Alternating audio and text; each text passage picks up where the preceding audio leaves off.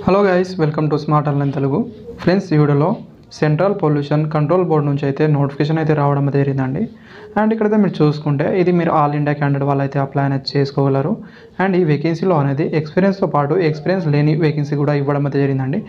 Only experience లేని వేకెన్సీలు మాత్రం ఇక్కడ ఎక్స్ప్లెయిన్ అయితే చేయడం అయితే జరుగుతుందండి. అయితే ఇక్కడ మీరు గమనించాల్సి ఉంటుంది. అండ్ మీరు ఆన్లైన్ ద్వారా అప్లై అనేది చేయాల్సి అయితే ఉంటుంది. చూసుకుంటే ఇది మార్చి 6న ఆల్రెడీ స్టార్ట్ అవడం అయితే జరిగిందండి అప్లై డేట్ అనేది. అండ్ మార్చి 31 వరకు అయితే మీరు అప్లై అనేది చేసుకోగలరండి. ఇంకా టైం అయితే ఉంది. ఒకవేళ అప్లై అనేది చేసుకోవాలనుకుంటే అప్లై అనేది చేసుకోండి. కింద డిస్క్రిప్షన్లో లింక్ అనేది ఉంటుందండి. అక్కడ నుంచి వెళ్ళైతే మీరు అప్లై అనేది చేసుకోవచ్చు. ఇక్కడైతే మీరు చూసుకుంటే ఇక్కడ సీరియల్ నెంబర్ 10 నుంచి అయితే ఎక్స్పీరియన్స్ లేని వేకెన్సీలు అయితే ఉండడం అయితే జరిగింది. అప్పర్ డివిజన్ క్లర్క్ అండి, యూడీసీ అనేది గమనించాల్సి అయితే ఉంటుంది. అండ్ ఇక్కడ 16 వేకెన్సీ అయితే ఉన్నాయి. కేటగిరీ వైజ్గా ఇక్కడ వేకెన్సీ అనేది మీరు చూసుకోవచ్చు. స్టార్టింగ్ 25,500 అయితే బేసిక్ అయితే ఉంటుందండి. అన్ని రకాల అలవెన్స్ కూడా రావడం అయితే జరుగుతుంది. ఏజ్ లిమిట్ 18 నుంచి 27 సంవత్సరాల వరకు అయితే అప్లై అనేది మీరు చేసుకోగలరు. నెక్స్ట్ మనం చూసుకుంటే data entry operator grade 2 vacancy అండి. ఇది కూడా శాలరీ అయితే సేమ్ ఉంటుంది, లెవెల్ 4 కింద అయితే ఉంటుంది. అండ్ 3 వేకెన్సీ అయితే కేటాయించారు. అండ్ ఏజ్ లిమిట్ కూడా సేమ్ అయితే ఉండాల్సి అయితే ఉంటుంది. తర్వాత జూనియర్ ల్యాబొరేటరీ అసిస్టెంట్ లెవెల్ 2 కింద శాలరీ అయితే ఉంటుందండి. స్టార్టింగ్ 19,900 అయితే ఉంటుంది. అండ్ 15 వేకెన్సీ అయితే కేటాయించడం అయితే జరిగింది. అండ్ ఏజ్ లిమిట్ కూడా సేమ్ అయితే ఉండాల్సి అయితే ఉంటుంది. తర్వాత లోయర్ డివిజన్ క్లర్క్ అండి, లెవెల్ 2 కింద శాలరీ అయితే ఉంటుందండి. అండ్ ఇక్కడ 5 వేకెన్సీ అయితే కేటాయించడం అయితే జరిగింది. ఏజ్ లిమిట్ కూడా సేమ్ అయితే ఉండాల్సి అయితే ఉంటుంది. అండ్ గైస్, నెక్స్ట్ అనేది మనం చూసుకుంటే ఫీల్డ్ అటెండెంట్ అండి, లెవెల్ 1 కింద శాలరీ అయితే ఉంటుంది. స్టార్టింగ్ 18,000 అయితే ఉంటుంది. 8 వేకెన్సీ అయితే ఇవ్వడం అయితే జరిగిందండి. 18 నుంచి 27 సంవత్సరాల వరకు అయితే అప్లై అనేది మీరు చేసుకోవచ్చు.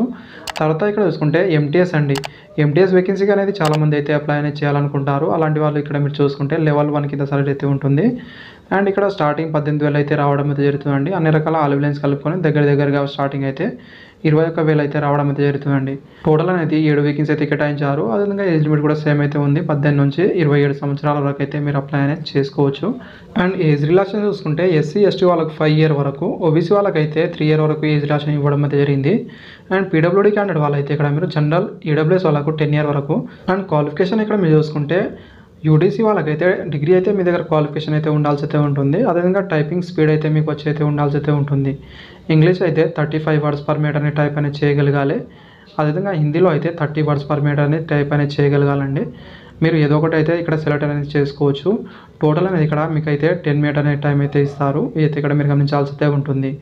తర్వాత డేటా ఎంట్రీ ఆపరేటర్ గ్రేడ్ 2 అండి. ఇక్కడ మీరు 12th పాస్ ఉంటే అప్లై అనేది చేసుకోవచ్చు. దీంతో పాటు ఇక్కడ మీరు చూసుకుంటే టైపింగ్ స్పీడ్ అయితే మీకు వచ్చి అయితే ఉండాల్సి అయితే ఉంటుంది. ఇక్కడ కీస్ అనేది, అదేవిధంగా డిస్క్రిప్షన్ అనేది ఇక్కడ మీరు గమనించాల్సి అయితే ఉంటుంది. తర్వాత junior laboratory assistant and 12th అనేది మీరు సైన్స్ గ్రూప్ నుంచి పాస్ అయి ఉండాల్సి అయితే ఉంటుంది. డిజరబుల్గా అనేది మీకు ఇక్కడ సైన్స్లో డిగ్రీ సర్టిఫికేట్ ఉండాల్సి అయితే ఉంటుందండి. డిజరబుల్గా అన్నారు కాబట్టి ఇది మ్యాండేటరీ ఏం కాదు, ఆప్షనల్ మాత్రమే. ఒకవేళ ఇంటర్ అనేది మీ దగ్గర సైన్స్లో ఉంటే అప్లై అనేది చేసుకోండి దీనికి అనేది. తర్వాత ఇక్కడ చూసుకుంటే లోయర్ డివిజన్ క్లర్క్ అండి. ఇక్కడ మీరు చూసుకుంటే 12th పాస్ అయి ఉండాల్సి అయితే ఉంటుంది, లేదా ఈక్వలెంట్ ఉన్నా మీరు అప్లై అనేది చేసుకోవచ్చు. టైపింగ్ స్పీడ్ అనేది 35 వర్డ్స్ పర్ మినిట్ అనేది ఇంగ్లీష్లో, అదేవిధంగా హిందీలో అయితే 30 వర్డ్స్ పర్ మినిట్ అనేది టైప్ అనేది చేయగలగాలి.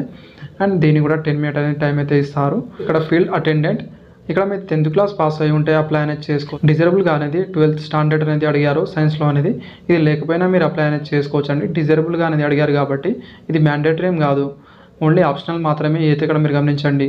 తర్వాత ఎంటీఎస్ అండి, మల్టీ టాస్కింగ్ స్టాఫ్ అనేది చూసుకుంటే 10th క్లాస్ పాస్ అయి ఉండాల్సి అయితే ఉంటుంది. అదేవిధంగా ఐటీఐ పాస్ ఉన్న వాళ్ళు కూడా అప్లై అనేది చేసుకోవచ్చు. ఐటీఐ అనేది ట్రేడ్ వైజ్గా ఇక్కడ కొన్ని వేకెన్సీ అయితే కేటాయించారు. దీంట్లో మనం చూసుకుంటే ఎలక్ట్రీషియన్లో 3 వేకెన్సీస్, తర్వాత ప్లంబర్ వాళ్ళకు 2, అండ్ ఫైర్ అండ్ సేఫ్టీ వాళ్ళకైతే 1 వేకెన్సీ, పంప్ ఆపరేటర్ వాళ్ళకు 1 అయితే కేటాయించారు. అయితే ఇక్కడ మీరు గమనించండి. 10th క్లాస్ ఉంటే కూడా మీరు అప్లై అనేది చేసుకోవచ్చు, ఎలాంటి ప్రాబ్లం అయితే రాదు. మీరు సింపుల్గా అయితే అప్లై అనేది చేసుకోవచ్చు అండి. మీకు ఫీజు అనేది కొంచెం ఎక్కువనే అడగడం అయితే జరిగిందండి. ఇక్కడైతే మీరు చూసుకుంటే మీరు ఎగ్జామ్ అనేది 2 అవర్ రాయాలనుకుంటే ఇక్కడైతే మీకు ఎగ్జామ్ ఫీజు అనేది 750. అదేవిధంగా ఇక్కడ టెస్ట్ సెక్షన్ ఫీజు అనేది 250 అయితే అడుగుతున్నారు. టోటల్ అనేది 1000 అయితే పే చేయాల్సి అయితే ఉంటుంది. తర్వాత 1 అవర్ మీరు ఎగ్జామ్ రాయాలనుకునే వాళ్ళకైతే ఎగ్జామ్ ఫీజు అనేది 350 అయితే ఉంటుంది. తర్వాత టెస్ట్ సెక్షన్ ఫీజు అనేది ఇక్కడ 150 అయితే ఉంటుంది. టోటల్ అనేది 500 అయితే పే అనేది చేయాల్సి అయితే ఉంటుందండి. ఏదో ఒకటి అయితే మీరు ఇక్కడ చూస్ అనేది చేసుకోవాల్సి అయితే ఉంటుంది. అండ్ ఎస్సీ ఎస్టీ పీడబ్ల్యూడీ ఎక్సైజ్ మ్యాన్ వాళ్ళకైతే ఇక్కడ మీకు ఓన్లీ టెస్ట్ ఫీజు మాత్రమే తీసుకోవడం అయితే జరుగుతుందండి. అండ్ ఎగ్జామ్ ఫీజు నుంచి అయితే మినహాయింపు అయితే ఇవ్వడం అయితే జరిగింది. అయితే ఇక్కడ మీరు గమనించాల్సి అయితే ఉంటుంది. మీరు 2 అవర్ అనేది ఇక్కడ మీరు ఎగ్జామ్ రాయాలనుకునే వాళ్ళైతే 250 రూపీస్ అనేది ఫీజు అనేది పే చేయాల్సి అయితే ఉంటుంది. అండ్ 1 అవర్ అనేది ఎగ్జామ్ రాసే వాళ్ళకైతే 150 రూపీస్ అనేది ఫీజు అనేది పే చేయాల్సి అయితే ఉంటుందండి. మినిమం స్కోర్ మార్క్స్ అనేది ఇక్కడ మీరు గమనించాల్సి అయితే ఉంటుందండి. జనరల్ వాళ్ళకైతే 35% మార్క్స్ అనేది రావాల్సి అయితే ఉంటుంది. అండ్ ఓబీసీ ఈడబ్ల్యూఎస్ వాళ్ళకు 30% అండ్ మిగతా క్యాండిడేట్ వాళ్ళకైతే 25% మార్క్స్ అనేది రావాల్సి అయితే ఉంటుంది. వాళ్ళైతే నెక్స్ట్ స్టేజ్కి అయితే ఇక్కడ క్వాలిఫై అయితే అవ్వడం అయితే జరుగుతుంది. Thank you. వీడియో నచ్చితే లైక్ చేయండి. Thank you for watching.